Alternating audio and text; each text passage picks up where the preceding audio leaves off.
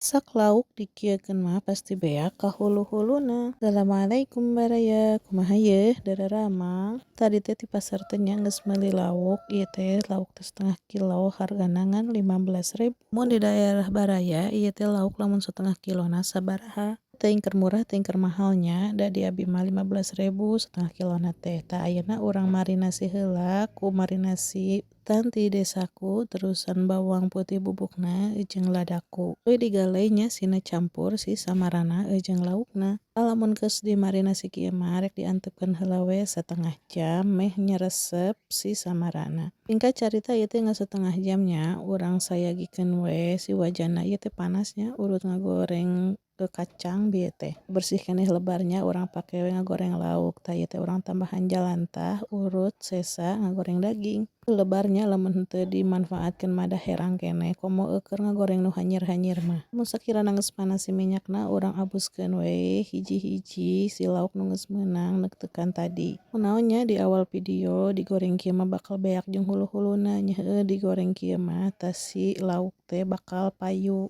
Lamun disamaraan sok ararenekeun sok tara erep sok laka haseum. Mun digoreng seperti kieu mah engke teh dicoelkeun kana sambal teh sok beak kana hulu-huluna kana tulang-tulang ranguna. Daripada mubazirnya mendingan urang goreng kieu we digaringkeun supaya erep sadayana. Jadi kan henteu mubazir kitu tah daripada dibuang kan. Tah ieu teh gorengan anu terakhirnya pas huluna. Huluna ge ku abi teh dipotong jadi dua seperti kieu supaya garing ka jero-jerona. Balik-balikeun heula supaya sisi anu sabelahna asak. Nya tutung sabelah ari kitu mah nya dibulak-balik ameh garing sisi jeung sisina teh. Ieu lamun sakirana geus dibulak-balik seperti kieu, heula tepikeun ka asak kabehanana. Tah ieu teh singkat carita geus asak urang pindahkeun heula anu gorengan mimiti kana piring. Tah tinggal urang serok anu terakhir gorengan anu terakhir supaya si minyakna turun. Kirana geus arasup kabeh kana serokan mah urang gibrikeun heula supaya si minyakna turun. Lamun geus turun mah urang pindahkeun kana piring. Tuh ieu ayeuna geus asak si laukna tuh tinggal dibarayanya gararing kieu pasti we ieu mah bakal habis seketika. Aya geus di akhir video sakieu heula video ti abdi baraya tong hilap bersyukur atas nikmat dinten ayeuna.